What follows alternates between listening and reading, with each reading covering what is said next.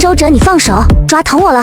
周哲，你干什么？不仅上课睡觉，还欺负女同学，给我滚到门口站着！周哲这才渐渐地回过神来，看着四周熟悉又陌生的教室和自己身旁曾经暗恋过的班长，台上是自己经常顶嘴的班主任，记忆都是那么的遥远，此刻却又如此的真实，下意识地说了一句：“对不起。”啊！张小倩没反应过来，泛着泪花的眼睛盯着周哲，充满了不可置信。周哲什么时候会道歉了？还不滚出去！非要我叫家长是吧？看他们是怎么教儿子的，教出个社会的渣子！你可以骂我，但不能说我爸妈。眼神带着世人的凶光盯着班主任李方魔。你想干什么？要打老师？打老师也不是不可以。你！周哲没有理会李方魔，自顾自地走向门外。我出去罚站，你们继续。难道自己穿越了？做梦没有这么真实吧？但穿越这么匪夷所思的事情，怎么可能发生？半个小时后，叮叮叮，下课铃声响起。你写一份检讨晚自习交给我，回去吧。好。周哲也没有多说，转身就走进教室。哲哥牛批啊，蘑菇都被你唬住了。说话的是与周哲关系很铁的张杰，两人经常翘课上网，抽烟打架总是少不了两人。周哲站起来说道：“走，我们到走廊去。有烟吗？”哲哥看你说的，这可是精神粮食必须哦。阿杰，现在是几年？张杰像看傻子似的看向周哲。你睡觉脑子睡坏了吧？2015年啊。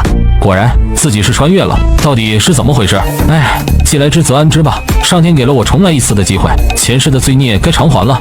爸妈，你们放心，上一世的我不懂事，让你们早早就双双去世。这一世我会好好带你们二老。叮，一阵急促的上课铃声响起。这节课是下午最后一节课，上的是英语课。基本所有的老师都放弃了周哲这个阿斗，除了英语老师刘畅。各位同学，请把周考试卷拿出来，咱们讲解一下错题。这次考试的阅读理解，大家的成绩不太理想，我们先来熟悉一下这段阅读理解吧。周哲，你来给大家读一读阅读理解的第一段吧，不会的地方老师会帮你的。啊？周哲还在发着呆，被英语老师点到自己，也是一脸懵的抬头看着刘畅。有什么问题吗，周哲同学？就在这时，旁边的张小倩轻声说道：“刘老师让你读阅读理解第一段。”在张小倩的指点下，周哲知道自己要读的是哪一段了，抬头对着刘畅回应道：“老师，我没问题。”那你就开始读吧，老师相信你可以的。Blondin was a very famous acrobat in the 19th century. He used to walk on a tight rope across the Niagara Falls. 这些人不是有毛病吧？我脸上有东西。刘畅面带惊喜地说道：“周哲同学最近的口语进步特别大，大家掌声鼓励。周哲同学再接再厉，请坐吧。”班长，刚刚对不起啊，梦游了。上课时间别说话，听课。好嘞，我的张大美女，自己前世虽然复读考到了639分，许多知识都是掌握的，但距今时间太久，大多数都忘记了。如果我能还原高考答案，那岂不是妥妥的总分状元？还有一件事就是迫在眉睫需要做的了。父亲突发高血压导致中风，这也是前世父亲猝死的原因之一。如果重活一世还不能在知晓未来的情况下挽回父母的生命，那一切都没有意义。我记得上一世有个小孩子在我旁边买了5块钱的刮刮乐，居然中了100万的大奖。要是我能中的话就好了。突然，周哲想到了什么，妈的，我都重生了，必须截胡。第二天，周哲来到彩票店。小伙子，是买双彩球还是玩刮刮乐？给我拿几张5块钱的刮刮乐出来。好嘞，小兄弟。彩票店老板接过钱后，拿出一沓5块钱一张的刮刮乐，约莫有50张。周哲顿感不妙，记得前世自己和男孩挑的时候，只有10来张，在50张中挑了40张，右手开始刮起来。周哲刮了10来分钟，越刮心越凉，已经刮了39张了，毛动不重，表情也开始烦躁起来。小兄弟别急，这东西就是看运气，也许后面运气就来了。不出意外的，周哲还是没有刮到那张100万大奖，心中有些失望。小兄弟，还有我送的1张，别灰心。你这彩票店不会有什么幺蛾子吧？40张硬是没刮中，10块钱的奖都没有。小兄弟，话可不能乱说，咱们刮刮乐都是总部派发，我们分销店都不知道哪张有奖。行了，我最后再试试吧。周哲先刮开了中奖号码，显示的是数字29，这就是前世中奖100万的那张刮刮乐。什么100万？彩票店老板露出不可思议的表情，还不等老板有所反应，周哲立马掏出电话给张杰打去了电话。哲哥，啥事儿？我忙着偷水星呢。老大，你让我帮你整200块钱的刮刮乐开完了，中了100万呢。啥？100万？哲哥，你脑子被门夹了吧？你带人过来拿钱。不用的哥，现在兑奖都是手机扫码领钱，给现金多不安全，我也拿不动啊。张杰语气变得焦急。哲哥，你说啥胡话呢？真脑子抽了，还是出什么事儿了？你在哪？要不要我过去？啥？老大，你要奖励我2万？真的？谢谢大哥，谢谢大哥。张杰那边此时也猜到周哲在演戏，应该是在装叉，也是放下心来，无比配合的说道2万够吗？要不给你10万。不用大哥，2万够了，而且本来就是帮你刮的。不错不错，算你小子识相。周哲眼睛一转，陡然声音降低，生怕别人听到似的。哥，我昨天捅进医院的那个人，你帮我摆平了吗？我应该没事吧？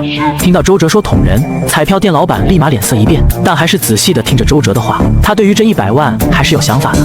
放心，未成年人犯法没有刑事责任，我给你赔了点钱，事情了了。周哲这边闻言一喜，这说法有威慑力啊，立马问答：哥，你再说一遍，我这边信号不好，没听清。张杰那边耐心道：我说未成年人犯法没有刑事责任，花点钱已经了了。我就是来大姨妈了。看来你很讨厌你妈，你妈到学校来找你，我爱莫能助。这不是我们的准大学生小哲吗？这是放假了。杨婶，早上放的假。马上高考了，放假也能放松一下。是啊，杨婶，我先回去了。周哲不想过多寒暄，急着回家见老爸老妈，打完招呼就径直走进了家门。小哲，怎么放假也不提前说一声，我好给你准备饭菜呀。周哲一时有些哽咽，这张脸曾经无数次出现在他的梦中，但此刻却如此清晰地出现在眼前，让周哲顿时鼻子发酸。妈，我回来了。一句话包含了2世的心酸，曾经有无数的话语，真到现在见面了反而一句话也说不出来。这小子怎么回事？自从上了高中以后，儿子可从来没有这么客气地对自己说过话，今天这是怎么了？难道是又闯祸了？爸呢？周哲没有看到父亲周世磊的身影，期待地问母亲：你爸去向阳进货去了，应该快回来了。晚上饭桌上，爸妈，对不起，我做了一个梦，梦见我的混账让你们心力交瘁，随后竟然气死了你们。周哲眼眶变得通红，我很后悔自己的幼稚和无知，但是无济于事，只能废寝忘食的读书。最后我考上了军校，当上了一名光荣的军人。这是爸你对我的希望，不过梦中的你看不到了。此时的梁梅眼泪哗啦啦的流，对于儿子的话很是感动，同样也很担心。以后我会好好读书，赚钱孝敬你们，不会再惹你们生气了。好好好，妈相信你。梁梅哭着说道。哭哭啼啼像啥样子？儿子想通了，这是好事儿。之后一家人在欢声笑语中吃过晚饭。爸妈，明天咱们一家人去镇上做个体检，你们常年劳累，身体肯定也有些毛病，可得提前预防才好。梁梅不乐意的道：花那冤枉钱干嘛？我跟你爸好得很，不过你可以去看看，现在快高考了，可不能有个头疼脑热的。周世磊认同点头。对，我们天天干活，身体健康得很。周哲面色变得严肃，这次你们得听我的，只要你们去高考，我一定给你们考个1本回来。要是你们不去做检查，我就不去高考了。好好好，都听你的，我们明天一早一起去。周世磊有些磕磕绊绊地补充道：至于1本的事儿，有心就行，爸相信你。快高考了，别有什么压力，大不了明年再来。周哲面露笑意，没有再说什么。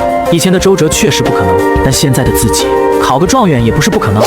一日一早，周哲6点就爬了起来，带着爸妈来到向阳人民医院，来来回回的跑了几趟，才把所有的项目做完。2个小时后，医生办公室，你是周世磊吧？是的，医生是我。你这血压有些高啊，收缩压165 mmHg， 舒张压101 mmHg。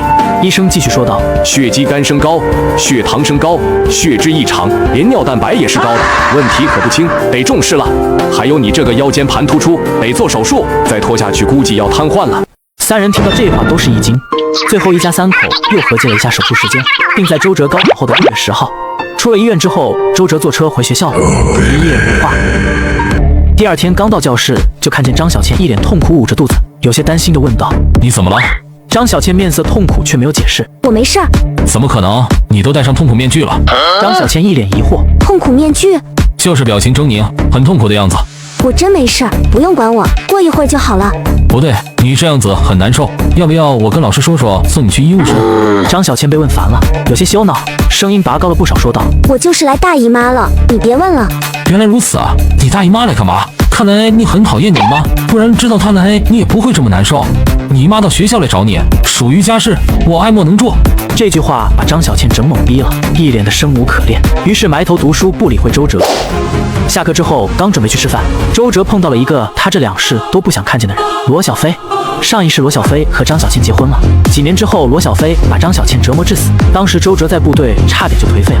这一世我不会让你祸害我的白月光了。哟，这不是我们高三的穷鬼家吊车伪周哲吗？这是出去捡垃圾回来了吗？罗小飞，我热烈的马，你最好不要惹我。